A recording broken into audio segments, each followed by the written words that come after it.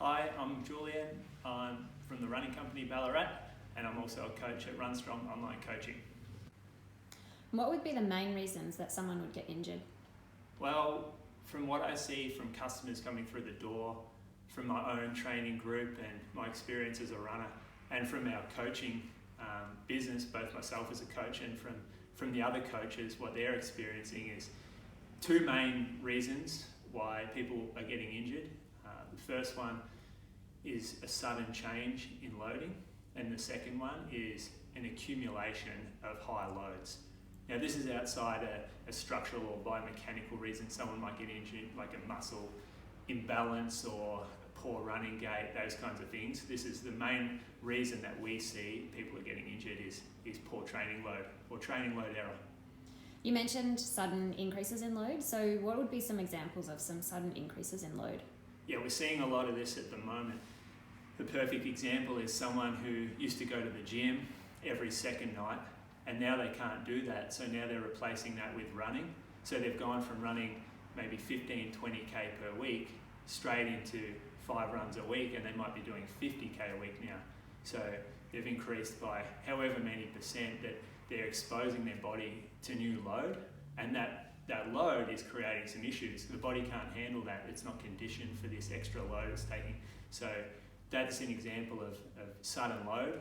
But even within the running community, we see it often. For instance, a runner might be heading to the trails now. They've never run on trails before. So as they pick their way up a single track, again, exposing themselves to loads that they're not used to.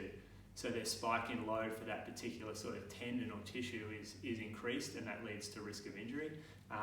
Same with if someone transitions to wearing spikes on the track. They've never worn spikes before, or they go down and they do a hard session, maybe like, 8 200s. The load that they're placing on their Achilles and calf by wearing spikes is not what they're used to, and that sudden spike, again, you feel the calf soreness and tightness the next day. That's because it was a change in load. What are some examples of accumulative load?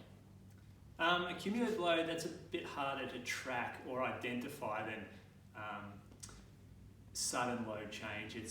For us as runners, we see it as somebody who's working too hard too often for an extended period of time, and they ended up burning themselves out, and that's definitely a risk of injury. So let's use an example of someone who is new to running and they're coming off another sport. So for instance, they're a footballer who's their season's been taken away from them due to the COVID-19 virus, and all of a sudden they have to stay fit. The gyms are a no-go zone, so they're running a lot more. And there's a bit of a culture out there where every run has to feel hard to this type of runner, so they feel like they're not getting any benefit from running easily. So they might run 6 days in a row that is all high heart rate, high intensity running effort. And what happens is their body is not getting a chance to recover in between runs.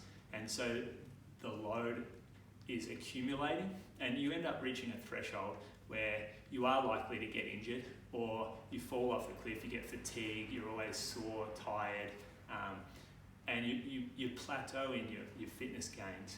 So it's really poor structuring of training, and that comes down to it gets a bit complicated, but you talk about periodization. So you can look within a month about whether you're giving yourself an easy week. So you might have 3 weeks in a row where you accumulate load, and then that 4th week might be a down week where you drop your training maybe by 20%, maybe you drop the intensity of your workouts, the length of your long run. On a smaller scale, like a weekly cycle, it might be giving yourself a day off in between harder efforts, or it might be making sure you keep to a real conversational pace on your easy runs. So it takes away the feeling like you have to push every run. Maybe you're just doing too many workouts for the week. 3 workouts of high intensity running is a lot for an athlete. Maybe pull that back to two hard workouts a week. Maybe don't do a long run the day after a hard workout, and certainly don't do a hard workout the day after a long run. Respect the stress that's being placed on your body by these hard runs.